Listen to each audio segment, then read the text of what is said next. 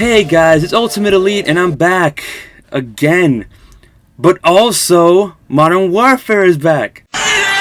Yes, the reimagining of one of my favorite game series of all time, guys, Modern Warfare series. So it's been a while since I've put up a video. A lot of changes have been going on, but that's another topic for another time. I'm just happy to be back and talking to you guys and to be back on track with my channel. But with that said, however, I was working on a video about, I want to say maybe 2 weeks ago on the info about Modern Warfare before E3. So it was right before E3 was going on. And I was working on the video, but then I decided, since E3 was just around the corner, to maybe just wait until after E3, kind of just to get the news, and kind of just put up a video after that. But boy, I didn't expect what happened at E3. So by now, a lot of you might know what's been going on with Modern Warfare in the gaming community, and particularly gaming journalism, and the uproar that's been going on with, I guess, the vision that Infinity Ward is taking. But still, if you are fuzzy with those specifics, I suggest you stick around. I'm going to be breaking down all the info regarding the game so far, and exactly what's going on with Modern Warfare as a game itself and the vision that it's setting up for itself. So, let's start from the beginning. My reactions when I finished watching the trailer. And guys, it's been a long time since I've been excited for a Call of Duty game. The last one that I was truly excited for, no joke, was Call of Duty Ghosts, believe it or not. But that was just as like a first reaction. Like, I thought the game was going to be about Ghost himself or a team that was based on, the name Ghost and, the character. The game ended up being okay for me. I don't hate it like the rest of the community does, so sorry. But I guess the last one that I truly was excited about and delivered and everything, leaps and bounds, was Black Ops, the first Black Ops. Since then, I really wasn't overly excited about a Call of Duty game. Up until now, really. Like, I'm genuinely excited to see information and to get my hands on Modern Warfare. And while we're on the topic of the trailer, the other thing that I kind of wanted to focus on and I thought was interesting was the new voice for Captain Price. When I first listened to it, I felt that it was somewhat off. It wasn't until I did some research after the fact that I found out that there was a new voice actor for Captain Price. The original actor being Billy Murray. But you know what? I'm just going to call him Bill Murray, just for the sake of it, because Bill Murray is awesome. God damn it, Bill fucking Murray! And he was going to be replaced by, I believe his name is Barry Sloan. To be honest, I'm impressed when you compare the two voices. The healthy human mind doesn't wake up in the morning thinking this is its last day on Earth. But I think that's a luxury, not a curse. To know you're close to the end is a kind of freedom. Outgunned, outnumbered, out of our minds on a suicide mission. But the sand and rocks here, stained with thousands of years of warfare, they will remember us for this. Because out of all our vast array of nightmares, this is the one we choose for ourselves. We go forward like a breath exhaled from the earth, with vigor in our hearts and one goal in sight. We will kill him. Barry does a pretty good job at replicating, Bill's Price. The rules have changed. There's a fine line between right and wrong. And somewhere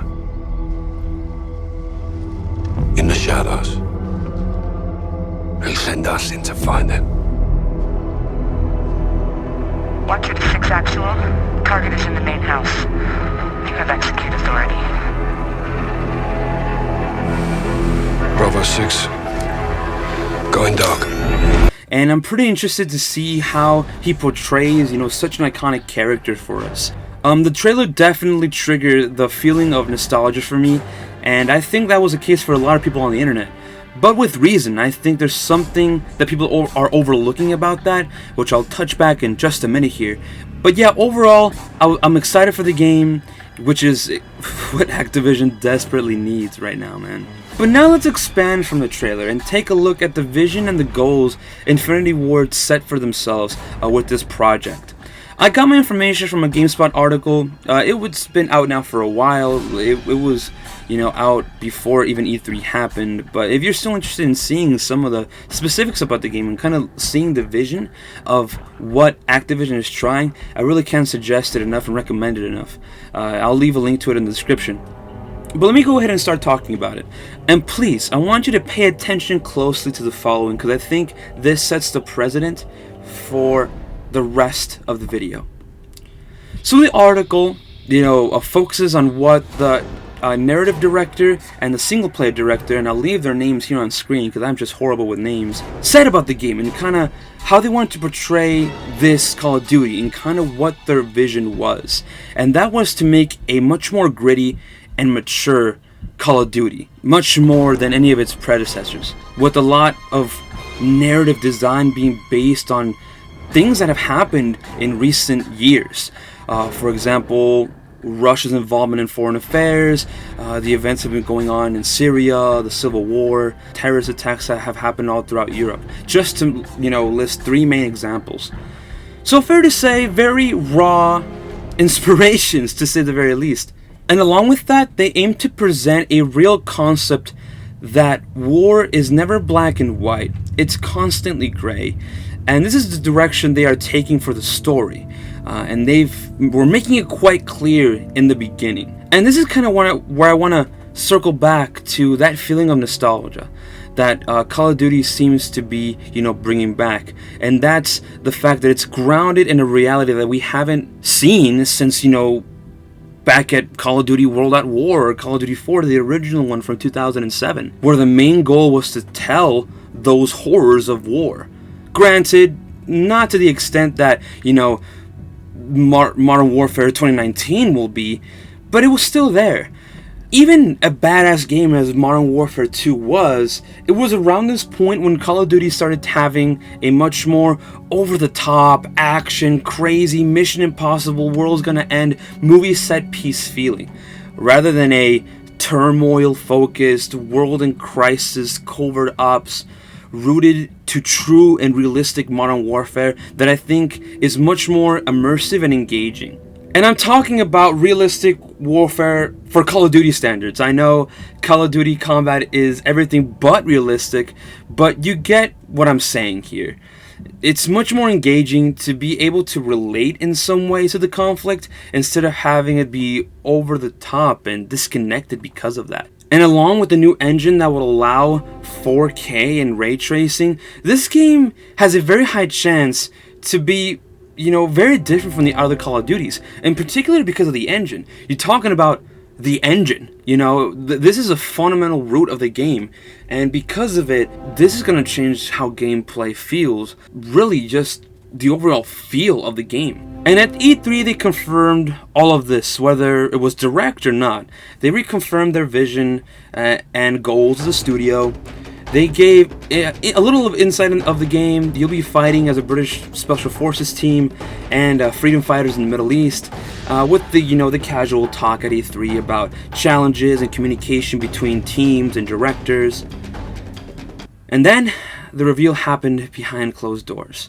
So for the sake of the video, I'll go into what happened, but by now, kind of like I was mentioning maybe earlier, if you've been remotely following any Modern Warfare news, you'll know kind of what happened.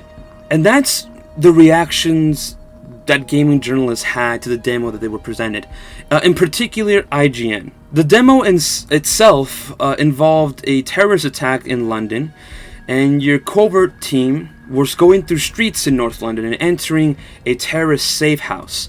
And apparently the entire time you were left on your toes on, who to engage. It was never clear who the enemy was. The lines were blurred. And according to the IGN team, this was too real. This was too uncomfortable, according to them. Apparently there was a point where you needed to decide if you're going to engage a mother and her baby, and apparently there were scenarios like this that happened throughout the demo. And again, the key word is too real. The internet and other YouTubers that are much bigger than me have already talked about their opinions and kind of what IGN shared about their experiences. And at best, they disagree in many cases, and at worst, they completely are ridiculing IGN for sharing their analysis. And to be completely honest with you, I find myself in a boat in the middle. When I first heard of what happened, I was quite surprised, mainly because I didn't expect for Call of Duty to ever take this route into storytelling, and the fact that gaming journalism and the industry as a whole would react this way for Infinity Ward, taking this particular step into storytelling. It's just frustrating to me. Now, this topic has already been beaten to death, but I just want to emphasize something that I think we should never lose sight of, and that's that video games are art. Video games are a form of expression and vision of a particular group of people, of a particular team, studio, etc. Now, the thing that varies is the intention of the game and who it primarily wants to benefit in the first place, and the goals that it's set for itself. For example, you might have games that their intention is to make as much money as possible, regardless of the quality and the features they might innovate or lack thereof. And to be honest, there is some truth to that in every game. At the end of the day, studios do need to make money. But taking a look at the other side of the spectrum, you have games that are genuine to their source material, that are passion projects, that try to innovate as a game in an industry, be different, and or reimagine a franchise that has already been milked for everything it's got. But at the end of the day, creating games is an art form. And what does art do? Well, it creates emotions. It creates reactions. And in my opinion, I don't think that a game, especially at the AAA level, mind you, should be ridiculed if it has a vision and it's meeting that vision, it's meeting that goal. A horror game, for example. And the aim of the game is to scare you. But the scares in the game make you uncomfortable, you get scared so much, it's just, you literally shit your pants, right? And you don't like it because of that. Every time you play it, you shit your pants. How is that the developers and the director's fault if that was a game they were trying to make in the first place? A horror game, a scary game that genuinely scared you. Now, let's go back to Modern Warfare and use that same principle. They told us from the beginning that they wanted to make a very gritty and real Call of Duty game. If that's the game they want to make, why would we condemn them for that? Especially if they're succeeding in their goal. Shouldn't we be praising them for staying true to their vision and for following it through? Shouldn't we be excited to see what other things they're bringing to the table? And by we, I mean gaming journalism, because I know that I hold my games to a certain standard based on a studio's vision and what the studio brings to that vision, and its pedigree as a franchise, if it is a franchise, and so on. Examples like this and principles like this. I just hope that gaming journalists can go back to holding games to similar merits like this, similar principles, to celebrate innovation and storytelling, to congratulate devs who push these boundaries and strive to create amazing pieces of art. And I know, I'm generalizing quite a bit here. I know that there are journalists, there are people in the industry that hold these standards and attitudes to games, but gaming journalism as a whole here needs to get rid of that stigma and represent gamers and not other, politically correct communities in society. It needs to represent us and what we feel. And I think that Infinity Ward needs to be congratulated for what they're doing. It's not just for their vision, but in particular what I'm referring to is staying true and not caving in under pressure and maintaining that vision. But other studios might not have that fortunate position and would have to cave because they would face economic ruin if they didn't. And that's what we're trying to avoid here. But that's enough for me, guys. I want to know what you guys think. Are you excited about Call of Duty? Will you pick it up? What do you think of all this info that I shared with you? I would love to hear your opinions. I would love to engage with you guys. But that's it, everyone. Thank you for stopping by today. Please check out other videos. Please like, share, and comment. And all of you are amazing. I'm back, guys. I'm looking forward to making more videos. But as always, remember to unleash your potential. See you around, everybody.